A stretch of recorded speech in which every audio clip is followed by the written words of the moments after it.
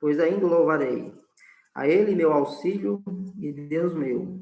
Sinto abatido dentro de mim a minha alma, lembro-me perante de ti nas terras do Jordão e no Monte Hermon, e no outeiro de Mizar.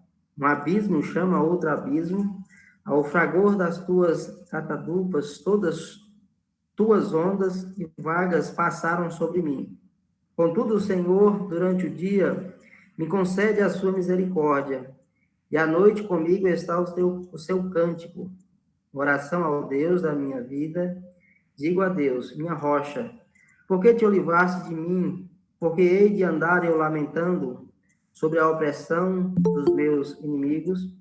Esmigalham-se meus ossos quando os meus adversários me insultam, dizendo, o teu Deus, onde está? Porque estás abatido a minha alma? Porque te perturbas dentro de mim? Espera em Deus, pois ainda o louvarei. A ele meu auxílio e Deus meu. Faz-me justiça, ó Deus, e pleiteia a minha causa contra a nação contenciosa.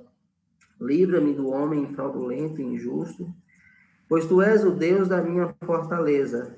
Por que me rejeitas?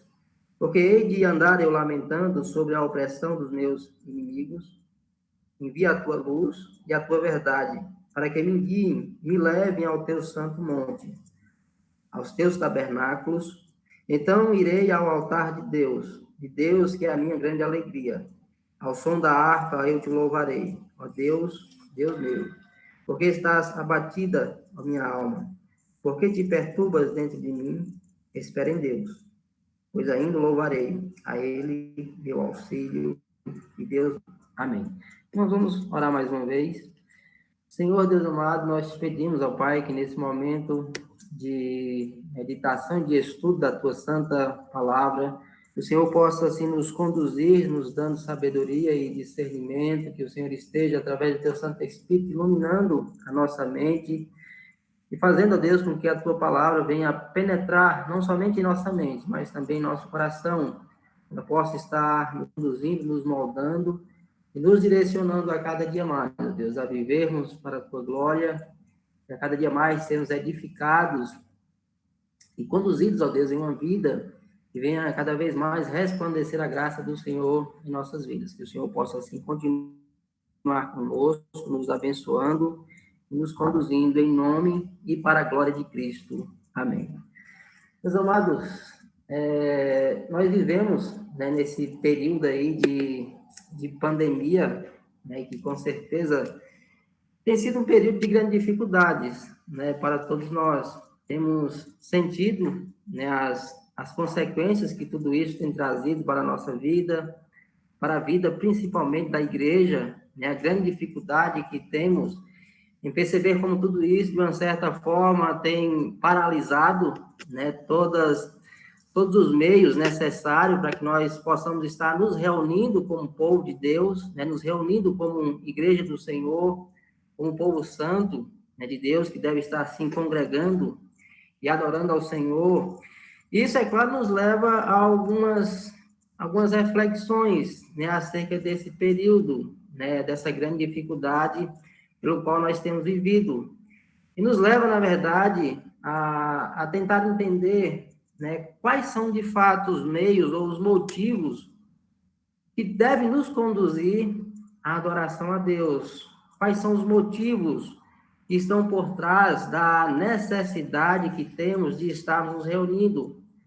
E muitas vezes eu vejo muitas pessoas, né, dizerem que estão com saudade dos cultos, que estão com saudade de estarem se reunindo, né, de estarem se reencontrando com os irmãos, né, de estarem se reencontrando para adorar ao Senhor.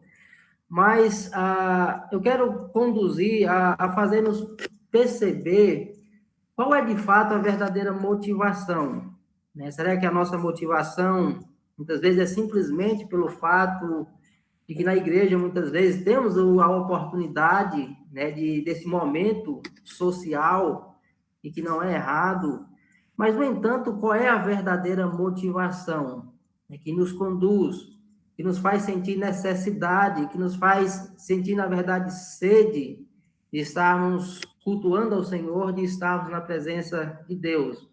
E nesse salmo, nós vemos justamente o salmista nos demonstrando essa intensa necessidade por estar na presença de Deus, por reconhecer que, de fato, a sua essência depende exclusivamente de Deus, depende exclusivamente de estar tendo acesso à presença de Deus.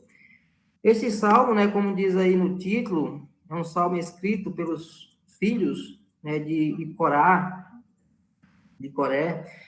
Era um grupo, né, de homens que eram separados, eram levitas, que eram separados para o uso exclusivo de realizar determinados trabalhos no templo, né, do Senhor, no tabernáculo do Senhor.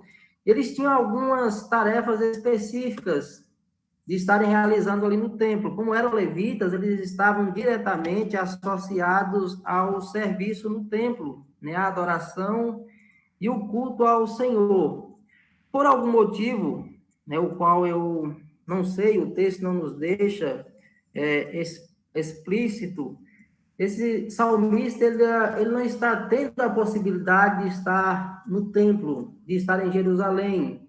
De uma certa forma, que ele está distante de estar adorando ao Senhor, de estar realizando todos os meios necessários para o culto público. E é justamente isso que ele vem estar nos demonstrando, né, nesse salmo. Mas antes de entrar no salmo, eu quero demonstrar que esses dois salmos, apesar de estarem separados um do outro, esses salmos, originalmente, eles formavam um só salmo. Eles eram compostos em um só texto, em um só salmo em conjunto, né? Posteriormente, é que eles vieram a estar sendo separados, né? O Salmo 42, separando com o Salmo 43. Mas eles formavam um só salmo, né? E como eu posso demonstrar isso? Primeiro que o Salmo 43, ele não tem um título, ao passo que o Salmo 42, ele vem com um título demonstrando quem de fato, né, foi o autor. Mas outra coisa que nos demonstra que esse salmo eles fazia parte de um só texto, estava em conjunto, é justamente que ele é dividido em 3 estrofes, né? A primeira estrofe que está no Salmo 42, que é do versículo 1 ao versículo 5, a segunda estrofe, que é do versículo 6 ao versículo 11, e a terceira estrofe seria justamente o Salmo 43, ou seja, compondo aqui esse conjunto de 3 estrofes. E veja que o que nos prova isso é justamente a terminação de cada estrofe. Veja o versículo 5, o versículo 11 e o versículo 5 do Salmo 43, eles vão terminar com o mesmo refrão, que diz: porque estás abatido, a minha alma, porque te perturbas dentro de mim, espera em Deus, pois ainda louvarei a Ele, meu auxílio e Deus meu.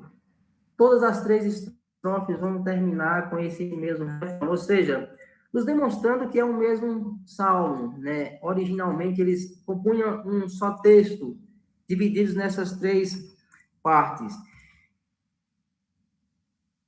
Então, parece que o salmista, que ele expressa os verdadeiros motivos pelo qual ele quer adorar ao Senhor, ele quer estar na presença do Senhor.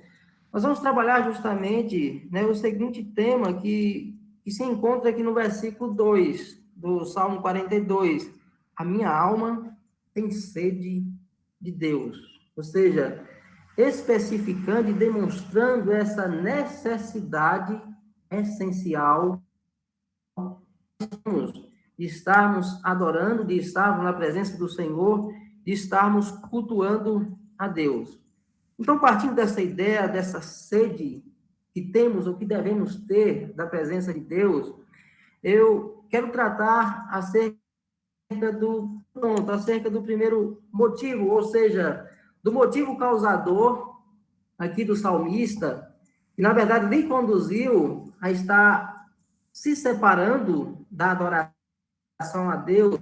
Eu falo aqui não do motivo pelo qual específico pelo qual ele havia se separado, mas eu quero tratar de motivo soberano. por que de fato o salmista ele estava passando por toda essa situação, por toda essa tribulação, por esse desafio, né? De ao mesmo tempo que está distante de Deus, ao mesmo tempo ele vai nos demonstrar que ele estava próximo dos seus inimigos. Então ele vive essa grande dificuldade de estar distante de um Deus que ele ama, mas ao mesmo tempo de estar próximo de inimigos que o odeiam.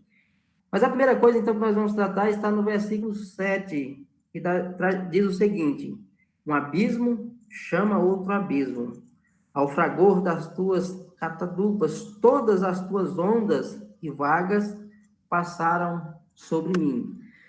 Primeiramente, o salmista, eu quero nos demonstrar que o que o salmista está passando não foi obra do acaso, não foi um acontecimento sobrevindo momentâneo, sem que de fato tivesse um controle da parte de Deus, mas pelo contrário, o salmista ele demonstra e reconhece que todo o sofrimento e a angústia que ele estava passando por estar distante do Senhor, de uma certa forma, é a própria demonstração da soberania de Deus o conduzindo em meio a essa tribulação.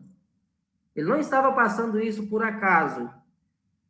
Nos dá a entender que foi o próprio Deus quem o lançou diante dessa grande tribulação, ou seja, diante dessa grande turbulência. Ele vai nos descrever aqui como sendo um rio, né, ou águas que descem das montanhas, né, no versículo 3. Ele Alguém diz: querendo batido ligar? dentro Deve de mim ser a minha só. alma, sempre encontrando aqui, nas terras do Jordão, no Monte Hermon, Vixe, quebrou o voltei sofá. de Quebrou o Misrá. sofá, Jefferson. Veja que o Quebrou. salmista, então, nos demonstra que o que ele estava passando é como se fosse esse E eu rio não que tô desce de casada, forma não. violenta das Caçar montanhas disse que desligou e que o sem ter mandado. arrasta e que o cobre como fortes ondas a ponto de lhes destruir. E veja, é nessa situação, diante dessa tribulação que o próprio Deus o havia colocado, diante dessa circunstância, nos demonstrando aqui o poder e a soberania de Deus. Então é por isso que o salmista ele está sentindo toda essa angústia, né? No versículo 3, ele diz: as minhas lágrimas têm sido, né, o meu alimento. Toda essa turbulência o conduziu a sentir o doce amargo, né, do sofrimento, da dor, da separação. O versículo 3, ele vai nos dizer que porque estás abatida, né, a minha alma. No versículo 4, ele vai nos demonstrar que toda essa situação de sofrimento e de turbulência o conduziu a estar separado da adoração pública, de estar com os demais irmãos, com os demais o povo de Deus, né, de estar ali no templo adorando e cultuando ao Senhor, assim também como o versículo 6. Tudo isso demonstra que toda essa situação o conduz a perceber que, na realidade, a sua alma está se esgotando, se definhando, justamente pelo fato de não estar tendo acesso àquilo que alimenta, que revigora, né, a sua alma. Então, diante dessa situação no qual o salmista se encontra sendo lançado pelo próprio Deus, uma situação aqui de dificuldade, nós podemos, então, agora procurar estar aplicando, né, toda essa situação, dessa primeira etapa aqui em nossas vidas. E veja, meus amados, que há determinadas coisas que nós só percebemos a importância, o valor delas, quando de fato nós perdemos. Né? Por exemplo, o oxigênio, né? O ar que nós respiramos. Nós só percebemos a importância dele quando de repente nós passamos a faltar ar, né? A faltar o fôlego. Aí é que nós percebemos como de fato coisas tão simples e que aparentemente sem tanta importância, ou que pelo menos muitas vezes não damos tanta importância, como são coisas essenciais em nossa vida. Isso nos conduz primeiramente a perceber que todas as tribulações, todas as circunstâncias de adversidades e de tribulações pelo qual nós passamos, Nosso coração tem que estar seguro em perceber que, de fato, Deus ele está reinando e Ele é quem está nos conduzindo em meio a essa situação. Nós não estamos lançados aí ao acaso, lançados às circunstâncias adversas, sem, de fato, ter aquele que está nos conduzindo, aquele que está nos direcionando para um propósito maior. E veja que também nesse momento, né, de tribulação e de circunstâncias, que o próprio Deus ele vai trabalhando, né, o nosso coração, é nesse período de adversidade que Deus ele vai trabalhando, por exemplo, o nosso orgulho, a nossa altivez, porque é nessas circunstâncias que Deus ele nos coloca, de fato, no chão e nos faz perceber a grande importância de coisas que talvez anteriormente não eram tão percebidas e que a partir desse momento nós começamos a perceber o valor e a importância que elas têm em nossa vida espiritual. A outra coisa é como nós percebemos e devemos valorizar, né, esses meios de graças que o Senhor nos concedeu. Veja que o salmista aí no versículo 4, ele lamenta pelo fato de estar distante da adoração pública, de não poder estar tendo acesso em adorar ao Senhor, de estar juntamente com o povo de Deus cultuando. E esse momento de crise nos conduz justamente a isso, a nos fazer perceber a importância de estarmos cultuando ao Senhor, e de como igreja do Senhor, estarmos adorando, louvando e engrandecendo ao Senhor, e muitas vezes isso tem sido negligenciado em nossas vidas. Muitas vezes nós, até mesmo que vamos para a igreja, mas tornamos isso uma coisa rotineira, né? Uma coisa que não influi em nós uma profundidade maior, nos demonstrando a intensa necessidade que temos desses meios que Deus nos concede como meio do nosso próprio crescimento. É por isso, então, que o salmista vê aqui a sua alma se definhar, um embotamento, um esgotamento, né, espiritual, justamente porque ele se vê distante desses meios ordenados por Deus para o nosso próprio crescimento espiritual.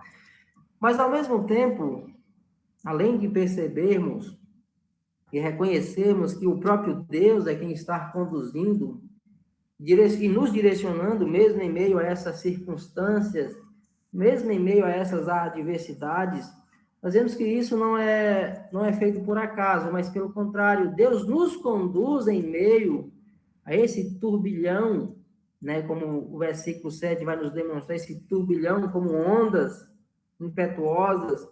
Deus nos conduz, na verdade, para aguçar em nós a necessidade que nós temos dele.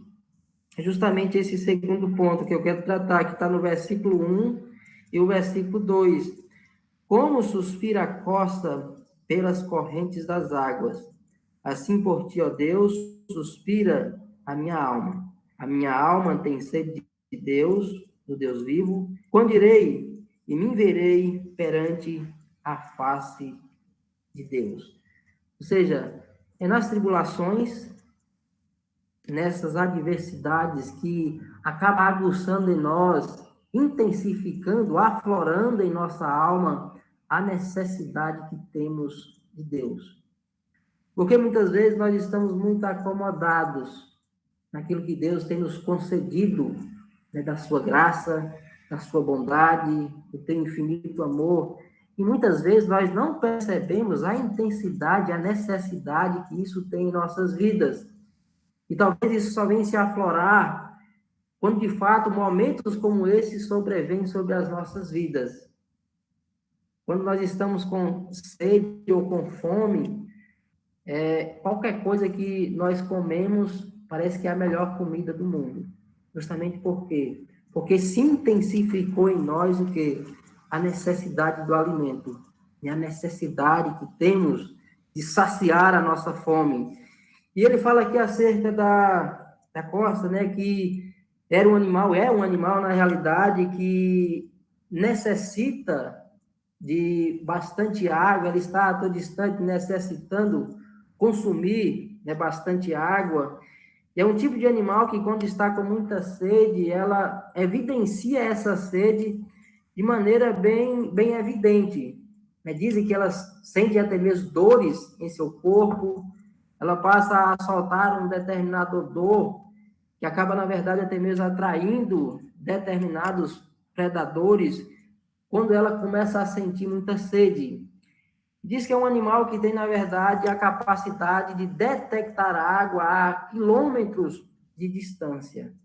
O que o salmista quer nos demonstrar é justamente essa intensa necessidade dele, né? Assim como a coça, que demonstra a sua intensa necessidade de água, sendo capaz, na verdade, de detectar água a quilômetros de distância, ao mesmo tempo, isso também se intensifica em nós, quando nós nos vemos privados dos meios de graças concedido por Deus. Isso nos conduz a perceber que, de fato, nós necessitamos do Deus vivo, né, e todo-poderoso. O versículo 2, ele diz: a minha alma tem sede de Deus, do Deus vivo. Veja que essa demonstração de necessidade de um Deus vivo, de fato, é para nós a própria essência da nossa existência. Há um Deus que, na verdade, nos concede o privilégio de termos a verdadeira vida, né? A vida com intensidade. A vida, de fato, revela o seu verdadeiro propósito. No versículo 5, ele vai demonstrar que essa necessidade, né, diz: porque estás abatida, ó minha alma, porque te perturbas dentro de mim. E o versículo 9, ele diz: digo a Deus, minha rocha, por que te olvidaste de mim? Essa intensidade de necessidade que o salmista aqui demonstra, ele passa a perceber como, de fato, o Senhor é a sua rocha, é o alicerce no qual a sua vida está alicerçada. É no Senhor que, de fato, ele encontra a sua verdadeira segurança. É no Senhor que está a base da sua vida, da sua existência e, principalmente, da sua estrutura espiritual.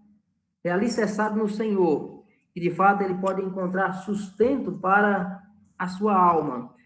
Mas ainda no versículo 2 do Salmo 43, ele vai dizer que o Senhor é a sua fortaleza. Ou seja, é no Senhor que ele consegue perceber, então, a sua verdadeira segurança, né? No Senhor que ele consegue perceber que está, de fato, abrigado, protegido. É no Senhor que ele se refugia diante de situações como essa.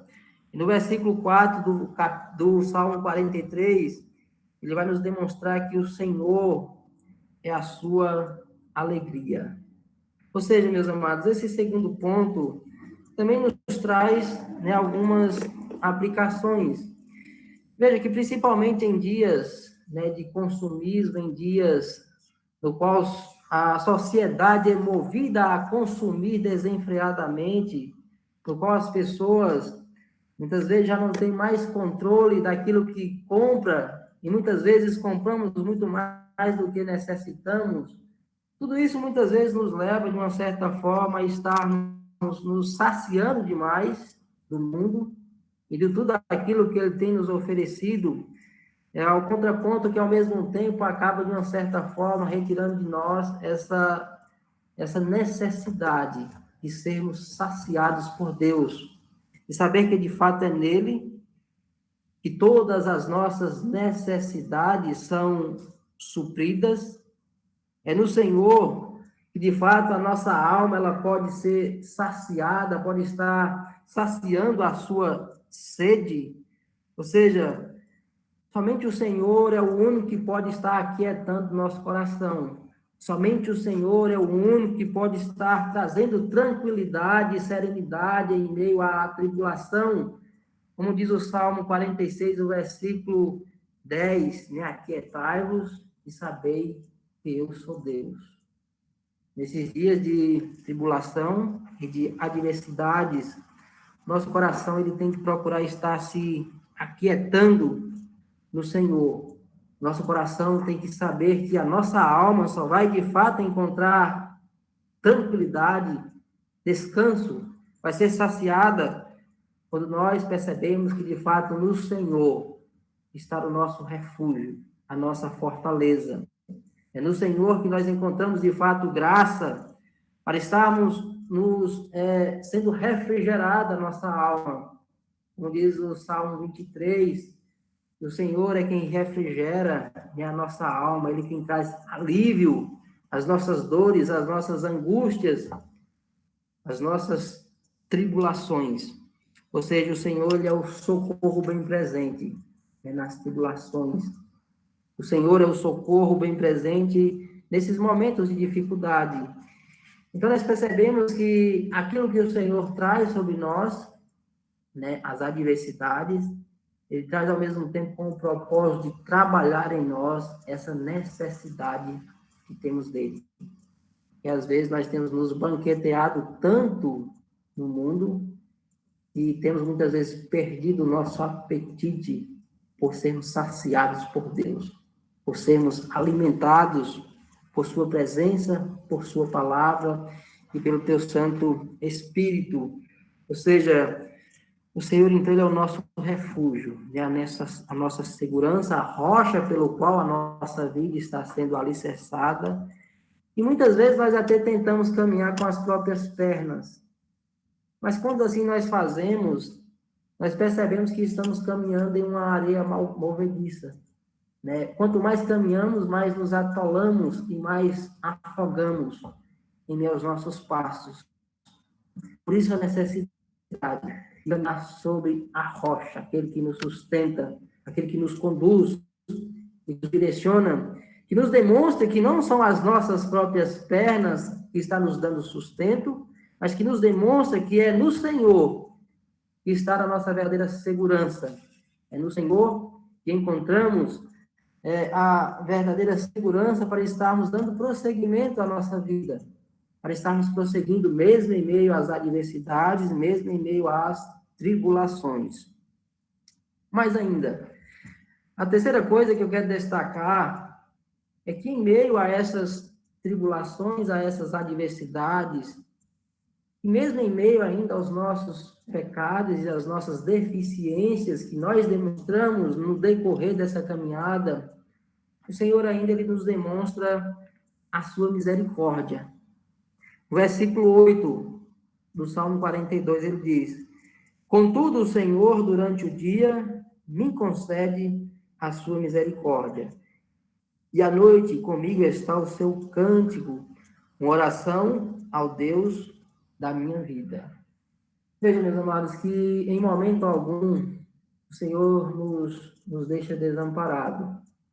Veja, que tudo que o Senhor faz nos conduz a perceber a necessidade que temos dele, e ao perceber a necessidade que temos de Deus, nós passamos a perceber com maior clareza a necessidade que temos da sua misericórdia em nossa vida. De maneira que sem a misericórdia do Senhor, nós já teríamos perecido, né, há muito tempo, e é isso que o salmista demonstra, que o Senhor lhe concede, né, a sua misericórdia, né? Hoje pela manhã, quando o pastor Fábio enviou aí o texto de Lamentações de Jeremias, capítulo 3, nos demonstrando que, de fato, as misericórdias do Senhor são a causa de não sermos consumidos.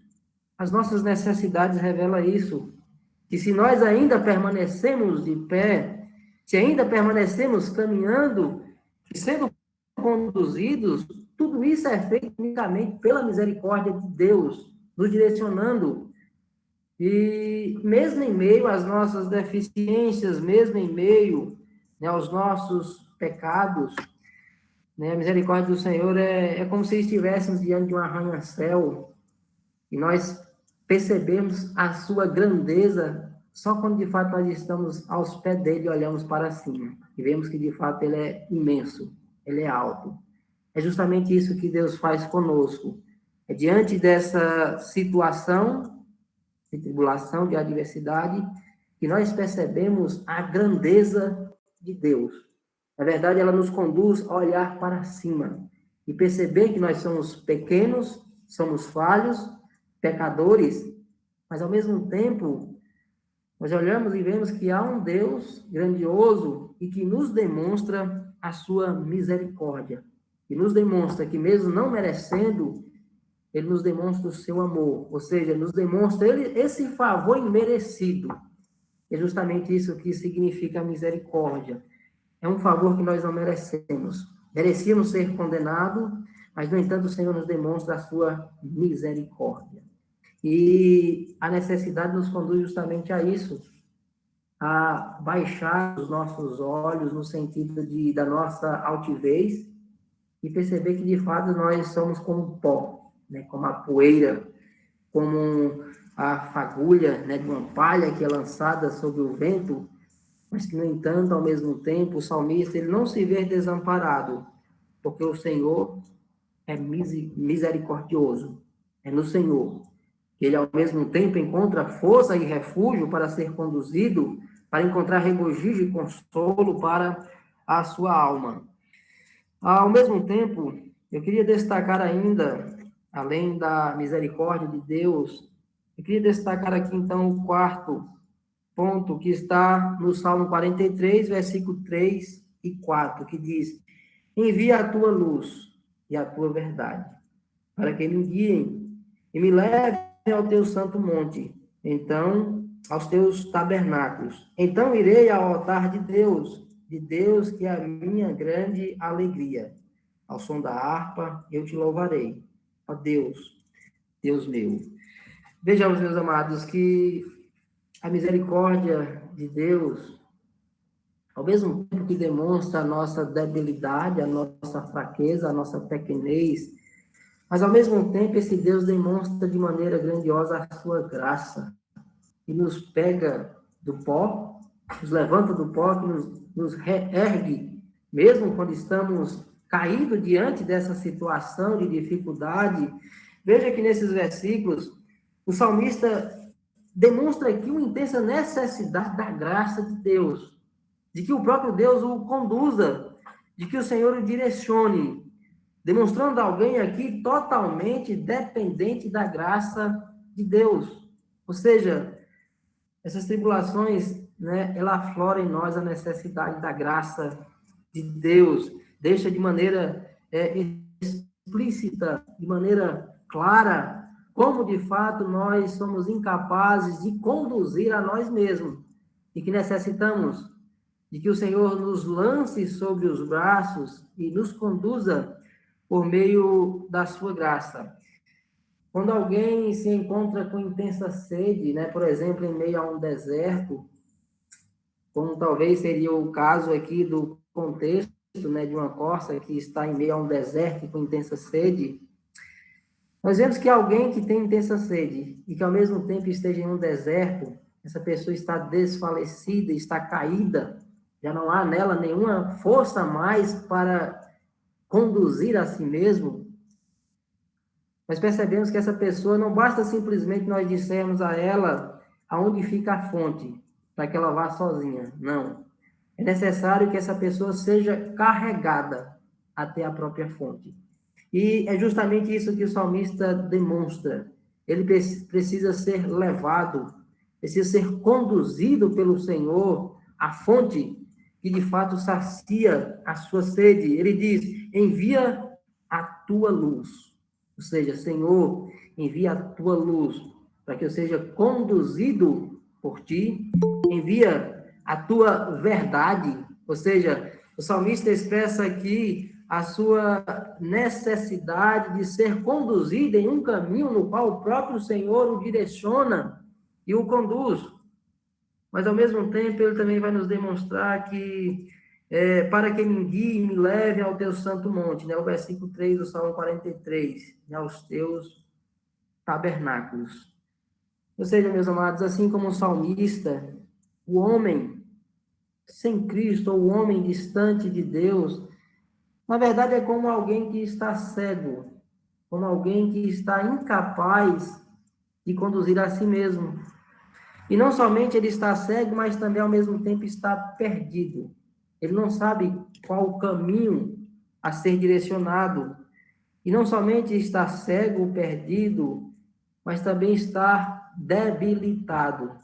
Ele é incapaz de conduzir. Se o Senhor vier ao nosso socorro, trazendo a sua luz, nos conduzindo por meio da sua verdade e nos carregando sobre os seus próprios braços, nós jamais seríamos capazes de nos colocarmos diante da presença de Deus. Nós jamais seríamos capazes de poder nos aproximar de Deus se Ele mesmo não tomasse a iniciativa de nos conduzir e de nos direcionar à sua presença. E veja, meus amados, que toda essa verdade que nós acabamos de analisar nesse salmo, ao mesmo tempo nos aponta e nos direciona para uma verdade ainda maior, né, e mais sublime. Nós vemos que as Escrituras é como se fossem córregos que nos conduz a uma verdadeira fonte, a uma única fonte. Toda a Escritura é como se fossem córregos que está direcionado a apontar para a fonte que de fato sacia a nossa sede. E essa fonte não pode ser outra a não ser exclusivamente nosso Senhor Jesus Cristo. Esse salmo, ele aponta para Cristo como sendo a única fonte que pode de fato saciar a nossa sede. Não há nenhum outro que pode conceder vida e revigorar a nossa alma, a não ser tão somente o nosso Senhor Jesus Cristo. É Ele a verdadeira fonte da água viva. Lá em João 7, 37, ele vai nos dizer isso: aquele que tem sede, né, venha, beba. Ou seja, Cristo é essa fonte que sacia a nossa sede. Cristo é essa fonte que traz alívio para a nossa alma, que traz refrigério nas nossas angústias, nas nossas tribulações. Devemos fazer, então, como o salmista, ter sede intensa por Cristo, ter sede intensa por essa água viva, que na realidade é o nosso próprio Senhor Jesus Cristo. O salmista, aqui no versículo 2 do Salmo 42, ele demonstra o desejo de querer ver a face de Deus. Ele demonstra o desejo de querer estar diante da presença de Deus. E lá em João 12, o versículo 45, o Senhor Jesus Cristo, ele diz o seguinte: aquele que vê a mim, vê o Pai. Ou seja, Cristo é aquele que de fato nos apresenta a verdadeira face de Deus. Se queremos de fato estarmos contemplando a face de Deus e estarmos na presença de Deus, é somente Cristo que nos concede esse privilégio, que nos concede esse acesso de estarmos contemplando a presença de Deus. Aí ainda no Salmo 43, o versículo 3 e 4, ele vai nos apresentar aqui meios que podem lhe conduzir à presença de Deus. Ele diz: a luz, a tua verdade, para que me guie e me leve ao teu santo monte, aos teus tabernáculos. Lá em João, capítulo 8, versículo 12, Cristo ele vai nos dizer que ele é a luz do mundo. Ou seja, somente ele pode, de fato, trazer o verdadeiro conhecimento acerca de quem é Deus. Só ele, de fato, pode nos conduzir em meio às trevas do pecado, em meio às trevas que se apresenta diante do mundo. Ele é essa luz que ilumina a nossa mente, nos trazendo, na verdade, conhecimento acerca de como devemos ser conduzidos a Deus, ao mesmo tempo que ele demonstra e traz essa ilustração dele como sendo a luz, ali diante de um contexto em que os judeus eles celebravam ali a festa dos tabernáculos, e diante dessas festas eles tinham os costumes de estarem trazendo representações daquilo que Deus fez a eles no deserto, quando Deus os iluminou em meio à escuridão da noite por meio de um fogo que os conduziu. E diante então dessa festa, Cristo então demonstra: eu sou de fato a verdadeira luz do mundo. Eu sou aquele que pode conduzi-lo em meio às trevas. E lá em João 14, versículo 6, né, que é bem conhecido de todos nós, Cristo, então, ali ele vai demonstrar de maneira bem clara tudo isso que o salmista está nos dizendo aqui no versículo 3 do Salmo 43, quando Cristo nos diz: eu sou o caminho, a verdade e a vida.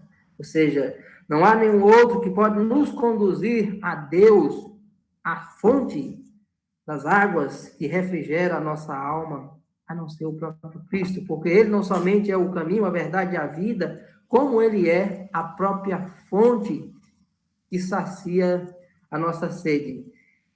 E muitas vezes, meus amados, nós não temos, né, aguçado a sede por Cristo. Muitas vezes nós não temos percebido e sentido essa intensa necessidade que temos de Cristo, de saber que nele nós encontramos toda a fonte plena de todo o prazer, de tudo que de fato nós necessitamos.